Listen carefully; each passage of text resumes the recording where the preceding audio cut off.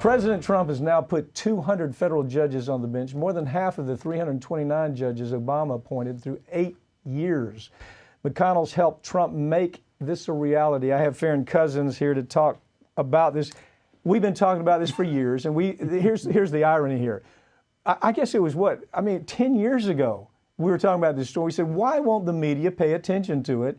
They're so worried about who's going to win a Senate seat. They're so worried about who's going to win a House of Representatives, who's going to be the president, who's on the Supreme Court, and they ignore the obvious. These federal judges make any kind of law passed through Washington, they can make it go away. And that's a problem here, right? Well, it is. And right now we have 20%, a little over 20% of the entire judiciary in this country are Trump/Mitch McConnell judges. That's the number we're looking at here, and people aren't taking that seriously because the only number they care about right now is 2, the number of Supreme Court judges that Trump has gotten. And those 2, yeah, they can do bad things, but those 2 cannot do nearly as much damage as the 200 that he has put out there throughout this country. And even today, Mitch McConnell, and this is all, by the way, I believe this is firmly all Mitch McConnell's doing. Mitch McConnell is pushing these judges through at an alarming rate because Chuck Schumer worked out deals with him and said, we'll let you do these judges if you give us this or that. Let me tell the backstory here. This is what everybody misses. It was the Democrats that did away with the 60-vote margin. Right. You understand that? The Democrats did that, and when they did it, everybody was saying, you idiots, don't you understand this is going to be turned around, you idiots? And if you do this, we're going to see it rise up in the future. And that's what's happening. And so the Democrats are going to say, oh, my God, what did we do? They're running around like with their hair on fire. The truth is they created this atmosphere that's allowing all this to happen. Mitch McConnell, the turtle man, I can tell you his goal is appoint young people, 30, 35-year-olds, that are going to be there their entire career, most of which have very little judiciary background. They have very little capabilities.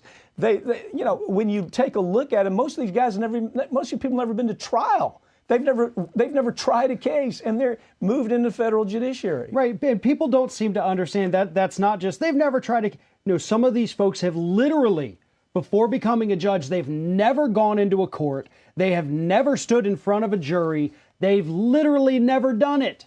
They don't know what it's like. They don't know how to handle that situation. And now they are federal judges. For life. Yeah, for next 40, 50 years if they're in good health. Here's another thing we've talked about till ad nauseum. I mean, we always talk about this.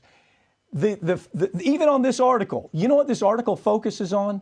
It focuses on social issues, right. LGBT, work. It doesn't even focus on where they really do us harm.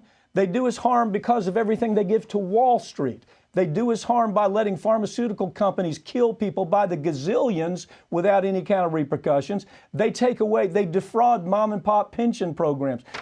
On those issues, these judges are there to help big business. But it's this idiocy that we see even with reporters who should understand it's not about social issues. It's about issues that affect mom and pop's ability to eat and pay their rent, right? Right. We had, 2 very big social issue victories from the conservative-controlled Supreme Court in the past week. So those are okay. They are, for the most part, protected by precedent. It's these issues where you have the big class actions against these billion-dollar corporations. Judges are destroying those. They're including the Supreme Court, yes. Which we're going to see later in the show. Kavanaugh, predictable. Kavanaugh went after this, took away rights for consumers. Bank stocks are surging now that the Federal Reserve and other regulators have finalized an amendment to the Volcker Rule. The rule was implemented in the aftermath of the 2008 financial disaster to protect bank customers. RT's Brigida Santos joins me now to talk about that story. Brigida, this is deja vu, right? I mean, did we not learn anything? Have people forgotten that the banks led us to the edge of the abyss and right into the center of the abyss? For those who don't remember what the Volcker Rule is, tell us about it. Well, the Volcker rule was approved in 2013 to prevent banks from engaging in risky investments with their own funds, which is what led to the 2007-2008 global financial crisis. It also barred banks from sponsoring or owning hedge funds and private equity firms. The rule can also be found under Section 619 of the Dodd-Frank Wall Street Reform and Consumer Protection Act, which imposed comprehensive regulations on financial markets and established new government agencies, including the Consumer Financial Protection Bureau. But under President Trump, Dodd-Frank regulations have been slowly rolled back over claims that they make the U.S. less competitive than their foreign counterparts. Okay, so here we have a situation where we know, we've already seen the history. We've seen what happens when banks are allowed to go to Vegas. That's the term. They go to Las Vegas, basically. They go to Las Vegas with taxpayer money, because we have to bail them out, right?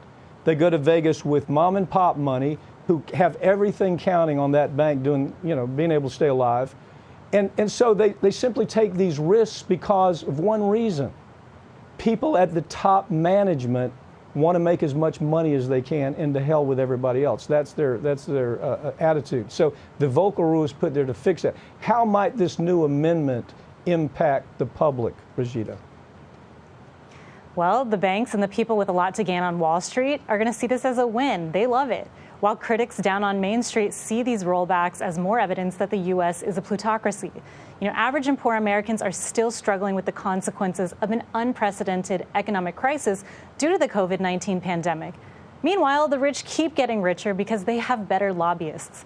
Wall Street interests have long sought to weaken the Volcker rule, and when these changes take effect on October 1st, it's going to be a lot easier for banks to make risky investments in venture capital funds that don't benefit customers yet generate profits for themselves.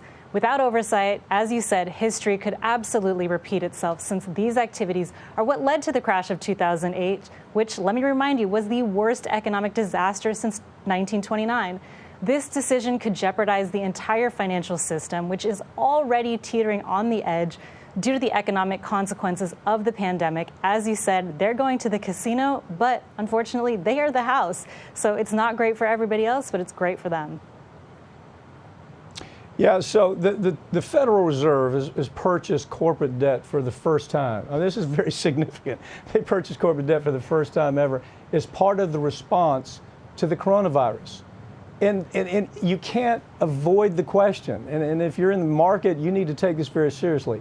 Is this the next bubble? Do we have these same thuggish predator bankers looking for a quick fix where they make billions of dollars, build their mansions, buy their yachts, buy their jets, and then everything goes belly up, and they don't go to jail, they don't have to give anything back, life as usual? What's your call? Yeah, companies have amassed record amounts of debt during the pandemic due to stay-at-home and social distancing orders. The entire supply chain has been affected by this. And in response, the Fed began buying individual corporate bonds and corporate bond ETFs aimed at restoring liquidity to credit markets. Now, the central bank says it plans to buy debt from nearly 800 companies. While some of these businesses are absolutely struggling due to the pandemic, others are not, including Walmart, Coca-Cola, AT&T, and McDonald's, to name a few. And prior to the pandemic in 2019, companies were already borrowing far more money than they could ever pay back. In fact, last year, corporate debt hit nearly $10 trillion. That's a record 47% of the economy. Now, the Fed is trying to clean up a mess that has only gotten worse during the pandemic, but started a long time ago. And experts now worry that if the Fed keeps flooding the market with emergency bond purchases, the central bank could end up creating the greatest financial bubble in history. And again, it's not going to matter to them because they're going to get those bailouts. You want to have some fun? Go on the internet and check out how many billionaires were created out of the 2008 burn down by banks, by this corrupt conduct. They all were billionaires. They left mom and pop out to dry, and then taxpayers had to end up paying for their jets and their mansions and their yachts.